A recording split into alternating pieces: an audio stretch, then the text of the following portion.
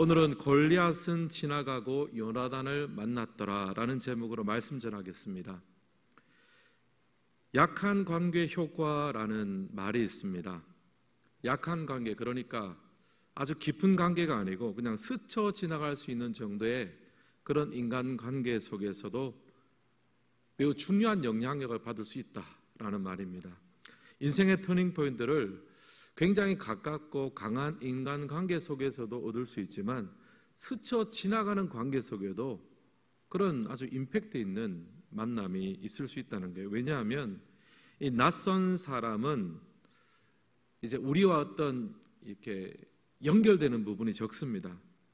우리하고 좀 가까이 있는 사람, 강한 관계를 가지고 있는 사람들은요, 어떻게 보면 우리와 인맥이라든지 정보라든지 또 신앙의 스타일이라든지 다 비슷합니다. 근데 반면에 스쳐 지나가는 사람들은 나와 전혀 다른 생각, 전혀 다른 경험을 가지고 있습니다. 그러니까 새로운 기회, 새로운 통로를 열어줄 수 있는 그런 기회를 줄 수 있다는 거죠. 여러분, 성경에도 보면 아브라함이 지나가는 나그네를 대접했잖아요. 스쳐 지나가는 관계입니다. 약한 관계죠. 그런데 그 나그네를 대접함을 통해서 하나님의 놀라운 축복을 받았죠. 왜냐하면 하나님이 천사였으니까요. 만남이라는 것이 사실 굉장히 중요하죠. 강한 관계는 강한 관계대로, 약한 관계는 약한 관계대로 우리 인생에 많은 영향력을 주게 됩니다. 오늘 그 말씀을 보면 다윗이 이제 골리앗을 죽인 후에 사울 왕 앞에 서는 모습을 보게 됩니다. 사울이 보니까 골리앗 앞에 나가고 또 골리앗을 쳐서 죽이고 난 다음에 이제 그 사람이 들어오는데 도대체 누군지를 모르겠는 거예요. 뭐 그런 장수가 있는 것도 아니고 그런 유명한 장군도 아닌데, 그래서 이제 물었습니다. 도대체 이 청년이 누구이냐, 누구의 아들인가 소속을 물었는데 이제 아브넬 장군도 모르는 거죠. 워낙 무명의 사람이었습니다. 나중에 이제 다윗이 골리앗을 쳐 죽이고 난 다음에 진지로 돌아왔는데 사울이 직접 물었습니다. 너는 누구의 아들이냐 물었을 때 다윗이 이제 겸손하게 대답을 했습니다. 저는 주의 종 베들레헴 사람 이새의 아들입니다. 다윗의 손에는 골리앗의 수급이 들려 있었습니다. 굉장히 당당하죠. 대단한 일을 했습니다. 사실 사울 왕이 해야 될 일을, 왕으로서 해야 될 일을 대신 다윗이 한 셈이죠. 다윗은 이제 골리앗을 죽이고 나서 이락 스타덤에 올랐습니다. 여러분, 축구 좋아하시는 분들은 요즘에 그 축구 선수 이강인 선수가 원래는 스페인 리그에 있었는데 지금은 이제 프랑스 리그 1위 팀 파리 생제르맹으로 이적을 했습니다. 현재 이 파리 생제르맹은요, 유럽 최고의 팀 중에 하나입니다.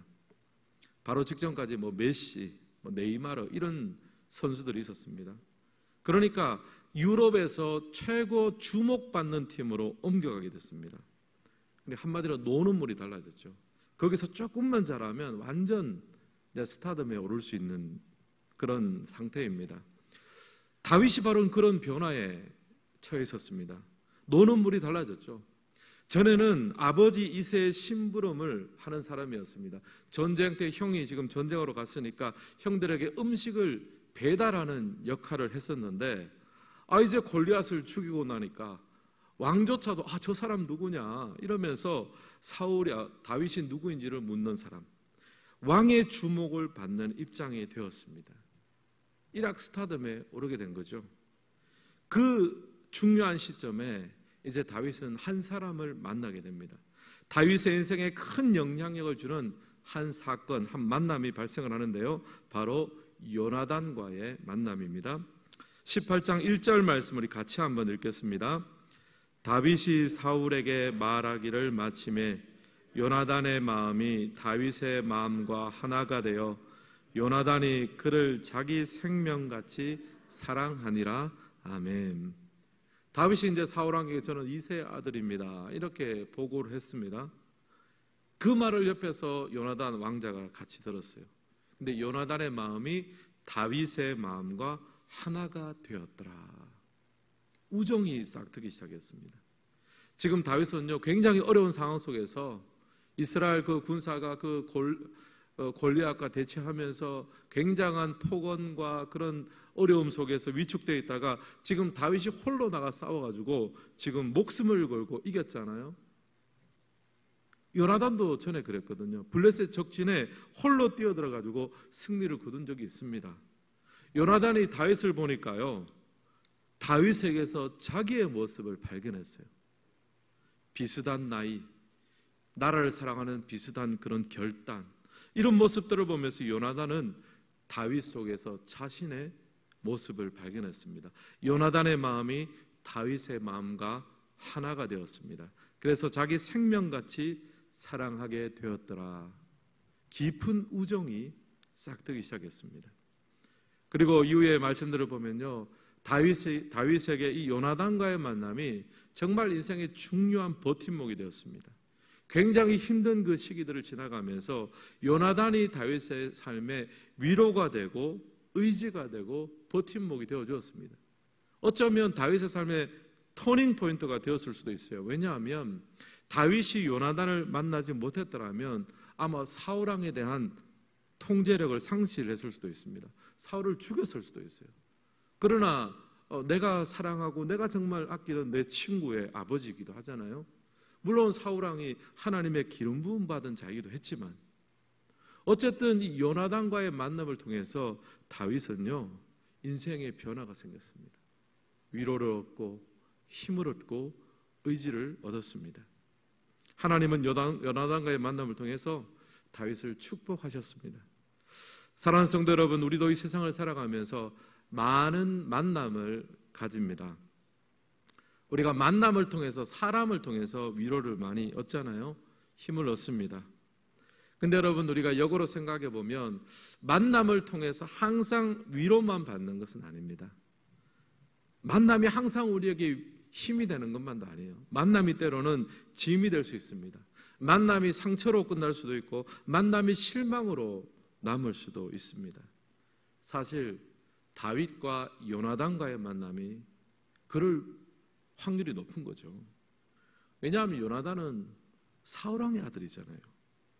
사울 다음으로 이스라엘의 왕이 될 사람입니다.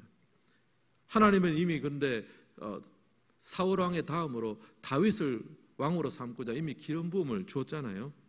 그러니까 다윗과 요나단은요, 애초에 친구가 되기가 참 어려운 관계예요. 왕권을 놓고 경쟁하는 상대가 될 수도 있습니다. 정치적인 라이벌로 발전할 수밖에 없는 사람입니다. 다윗과 요나단과의 만남은요, 비극으로 끝날 확률이 굉장히 높았습니다. 상처로 끝날 수 있는 확률이 높습니다. 여러분, 우리의 만남들은 어떻습니까? 우리가 이 세상 살아가면서 만나는 여러분 가족, 사랑하는 가족, 또 친구들, 또 교우들과의 만남, 직장 속에서 만남, 여러 만남들이 있잖아요. 여러분, 그 만남들이 항상 여러분에게 힘이 되고 여러분의 버팀목만 되어준 것은 아니잖아요. 때로는 그 만남이 여러분에게 상처가 되기도 하고 짐이 되기도 하고 어려움이 되기도 했습니다. 만남이 굉장히 다양하다는 거죠. 유대인 철학자 마틴 부부가 나와 너라는 책을 썼는데 거기에 보면 현대의 인간관계를 세 가지로 분류를 했어요. 첫 번째는 뭐냐면 그것과 그것의 만남입니다. 여기서 그것은 영어로 it이잖아요. 비인격적인 사물을 지칭합니다. 그것과 그것과의 만남이라는 것, 관계라는 것은요, 서로가 서로를 비인격적으로 대하는 것을 말합니다. 물건처럼 서로가 서로를 이용하는 거예요. 상대방이 나한테 좀 가치가 있고 도움이 될 때는 굉장히 친하게 지내고 어떻게 하고, 근데 상대방이 나하고 좀 뭔가 안 맞거나 뭔가 나하고 좀 뭔가 이익 관계가 좀 틀어지면은 상종을 하지 않는 거죠. 이런 관계는 그것과 그것의 만남, 서로를 이용하는 만남. 심지어 이제 이런 관계가 부부 간에도 그럴 수 있고 친구 간에도 그럴 수 있죠. 내게 도움이 되고 저 사람이 나한테 도움이 되고 저 사람이 내게 유익이 되느냐, 그러면 관계가 형성이 되고 도움이 안 될 사람이다, 그러면 관계를 끊어버립니다. 이것이 바로 그것과 그것의 만남, it과 it과의 만남이죠. 두 번째는요, 나와 그것의 만남입니다. 상대방이 나를 그것 물건처럼 나를 이용하려 만난다고 해도 나는 상대방을 끝까지 인격적으로 당신으로 대할 수 있는 만남이죠. 이런 만남도 훌륭하지만 사실은 한쪽이 일방적으로 손해를 볼 수밖에 없습니다. 언젠가는 골마 터질 수밖에 없는 관계죠. 마지막 세 번째는 나와 너, 인격과 인격과의 만남, 가장 이상적입니다. 여러분, 이 세 가지 관계를 제가 말씀을 드렸는데 우리가 삶을 살아가면서 만나는 그런 인간관계 속, 여러 만남들 속에 또 이 세상 가운데 여러 관계들 속에 이 세 가지 중에 몇 번째 만남이 가장 많습니까? 1번입니까? 세상 살아가면서는 1번이 많을 것 같아요. 우리가 필요에 의해서 만나잖아요. 어떤 가게에 가면 왜 그 가게에 갑니까? 왜 그 주인을 만나고 종업원을 만납니까? 물건 사려고 만나는 거잖아요. 회사를 다니면서 고용주와 또 고용인의 관계가 어떻게 형성이 됩니까? 회사에 내가 노동력을 주고 이윤을 남겨주면 거기에 의해서 내가 월급을 받는 거잖아요. 세상에 있는 상당수의 관계는요, 1번 관계예요. 필요에 의해서. 필요하면은 만나고 필요하지 않으면 안 만나는 거예요. 필요가 사라지면 관계도 끝이 납니다. 사실 다윗과 요나단의 관계도 그럴 확률이 굉장히 높은 위험한 관계입니다. 달면 삼키고 쓰면 뱉는 관계가 되기 쉬웠습니다. 실제로 요나단의 아버지 사울왕의 경우에는요, 다윗을 이용하려고 했어요. 다윗이 아주 인기가 좋고, 근데 그 다윗의 인기와 다윗의 그런 힘이 자신에게 도움이 될 때는 이런저런 직책도 맡겨주고 다윗 좋다고 했지만 조금만 자신에게 위협이 된다고 생각일 때는 가차없이 끊어내고 죽이려고 했습니다. 충분히 변질될 수 있는 관계, 상처로 끝날 수 있는 관계였죠. 그러나 여러분, 우리가 알듯이 다윗과 요나단은 굉장히 이 성경에서 아름다운 우정의 관계, 아름다운 신앙적인 관계로 남아 있습니다. 과연 그 비결이 무엇일까? 오늘 이제 그 말씀을 함께 나누고자 합니다. 사무엘상 20장 42절 말씀 우리 같이 한번 읽겠습니다. 요나단이 다윗에게 이르되 평안히 가라. 우리 두 사람이 여호와의 이름으로 맹세하여 이르기를 여호와께서 영원히 나와 너 사이에 계시고 내 자손과 내 자손 사이에 계시리라 하였느니라 하니 다윗은 일어나 떠나고 요나단은 성읍으로 들어가니라. 아멘.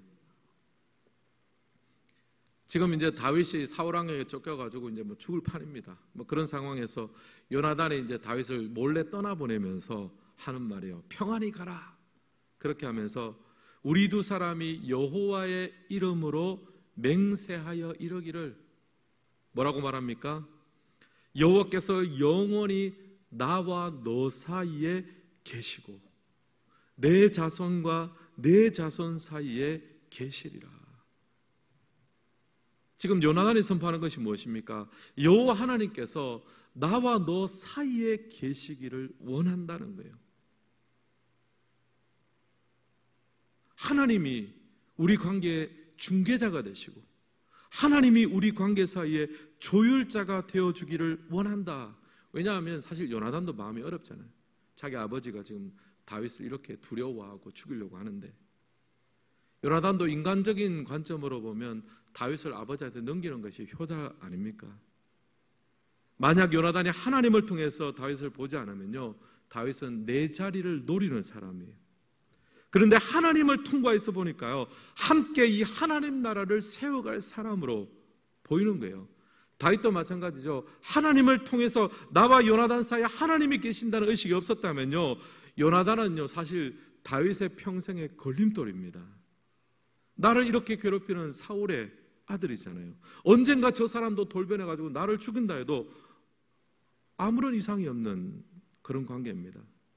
다윗과 요나단의 관계는요, 두려움과 긴장감이 있는 관계예요. 여러분, 우리가 살아가는 인간관계 속에 이런 두려움과 긴장 관계가 없는 인간관계가 어디 있습니까? 다 좋을 때는 좋고 또 안 좋을 때는 안 좋지만, 두려움과 긴장이 있지만 우리가 그 인간관계를 정말 믿음으로 감당하며 해나갈 수 있는 이유는 무엇입니까? 나와 너 사이에 누가 계신다고요? 하나님이 계신다는 거예요. 그 믿음이, 그 고백이 다윗과 요나단에게 평안을 가져다 주었습니다. 여러분, 이게 또 개인 간의 관계뿐 아닙니다. 요나 선지자를 보면요, 요나는 이스라엘의 적두국인 아수르, 그 수도인 니느웨로 가기를 싫어했습니다. 요나에게 니느웨는 나와 당신과의 관계가 아니라 나와 이세 관계, 그것의 관계예요. 요나에게 니느웨는요, 불쌍한 영혼들이 있는 죄악의 도시가 아니라 그냥 니느웨, 적국 타이틀만 있는 거예요. 근데 하나님은요, 요나와 니느웨 사이에 계셨어요. 중재를 하셨습니다. 요나야, 니느웨를 그냥 적국의 도시로 보지 말고 그 안에 있는 수많은 불쌍한 영혼들과 가축들과 내가 창조한 그 창조물들을 보라.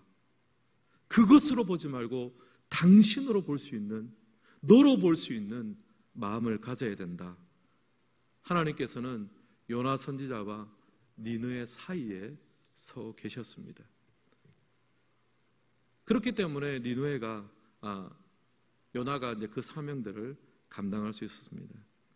사랑하는 성도 여러분, 우리의 인생도 마찬가지입니다. 하나님을 통하여 상대방을 바라보고 하나님을 통하여 모든 것들을 바라보고 해석할 수 있기를 주님의 이름으로 축복합니다. 그렇게 바라볼 수 있다면 우리가 바로 요나단처럼 되는 거예요. 여러분, 만약 우리가 하나님을 통과해서 상대방의 말과 상대방의 행동과 모든 것들을 바라볼 수 있다면 내가 그 사람을 통해서 얻을 수 있는 유익의 관점이 아니라 하나님께서 저 사람을 얼마나 사랑하고 있는지, 하나님께서 저 사람을 얼마나 위하고 있는지 그 작은 실마리와 단초를 발견할 수 있을 거예요. 그 믿음의 시야, 그 믿음의 눈을 발견할 수 있는 사람, 가지고 있는 사람이 바로 요나단입니다. 반대도 마찬가지죠. 누군가가 여러분을 어떤 하나님의 관점에서 여러분의 가치를 발견해주고 여러분의 재능을 발견해주고 인정해 줄 수 있다면 얼마나 여러분이 힘이 되겠습니까? 여러분, 그런 만남이 있을 때, 이런 관점과 이런 힘이 있을 때 우리가 만나는 모든 만남과 인간관계는 우리에게 축복이 될 줄은 믿습니다. 한번 따라해 보실까요? 나와 너 사이에 하나님이 계시고, 여러분, 이 관점을 잃어버리면 안 됩니다. 이 관점을 잃어버리면은 상대방은 어떤 다른 사람을 관계가 아닌 기능의 관점으로 보는 거예요. 저 사람이 나한테 도움이 되나? 저 사람이 과연 나에게 어떤 유익을 줄 것인가? 관계가 아닌 기능으로 바라보게 되는 거죠. 만약 요나단과 다윗의 관계가 그랬다면 반드시 깨어질 수밖에 없는 관계입니다. 여러분, 이 원리를 그냥 설교석에만 듣지 마시고 오늘 이 시간 여러분의 인간관계 속에 한번 적용해 보시기 바랍니다. 지금 여러분을 힘들게 하고 어렵게 하는 사람 있으십니까? 자, 마음속으로 한번 떠올려 보십시오. 너무 또 많이 떠올려 보지 마시고, 여러분에게 사울 같은 사람 있습니까? 골리앗 같은 사람 있으십니까? 여러분과 그 사람 사이에 하나님이 계심을 인정하십시오. 하나님의 역사하고 계심을 여러분 믿으시기를 바랍니다. 그 사람을 쉽게 단정 짓지 마세요. 있으로 만들지 마십시오. 그 사람 가운데 있는 하나님의 역사와 하나님의 손길과 하나님의 인도하심을 바라볼 수 있는 그런 영적인 영안이 오늘 이 밤 열려지기를 주님의 이름으로 축복합니다. 자세히 보면 사울이 아니라 요나단입니다. 자세히 보면 골리앗이 아니라 다윗의 만남이 될 수 있습니다. 사랑하는 성도 여러분, 저는 오늘 이 말씀을 좀 준비하면서도 묵상하면서 믿음으로 그렇게 고백할 수 있을 것 같아요. 저는 제 인생에 단 한 명의 골리앗도 만나지를 못했습니다. 저는 제 인생에 단 한 명의 사울도 만나지를 못했습니다. 아니, 물론 만났겠죠. 골리앗 같은 사람도 만나고 사울 같은 사람도 만났겠죠. 그러나 믿음의 관점으로, 하나님의 관점으로 보니까요, 골리앗이 아니라 다윗이고 사울왕이 아니라 요나단 같이 내가 알든 내가 알지 못하든 하나님의 그 일하심 가운데 나를 온전케 만들고 하나님의 놀라운 역사 가운데 함께 쓰임받는 믿음의 동력자가 됨을 믿습니다. 여러분, 이 믿음을 가지세요. 오늘 설교의 제목처럼 골리앗은 지나가고 요나단을 만났더라. 사람이 바뀌는 것이 아니라 우리의 관점이 바뀌고 우리의 믿음이 새로워져야 될 줄은 믿습니다. 오늘 이 밤 이 하나님의 그 믿음의 관점이 우리 가운데 새로워져서 우리가 만나는 모든 관계 속에서 하나님의 역사가 이루어질 줄은 믿습니다. 나와 너 사이에 하나님이 함께 하시느니라. 여러분, 이 마음을 가지시고 오늘 함께 기도할 때 우리의 모든 만남 속에 일하시는 주님, 모든 걸 합력하여 선으시는 주님, 그 주님 앞에 모든 것을 맡겨드리고 기도하며 나갈 때 하나님의 나라가 우리 삶 가운데 온전히 이루어지시기를 예수님의 이름으로 축복합니다.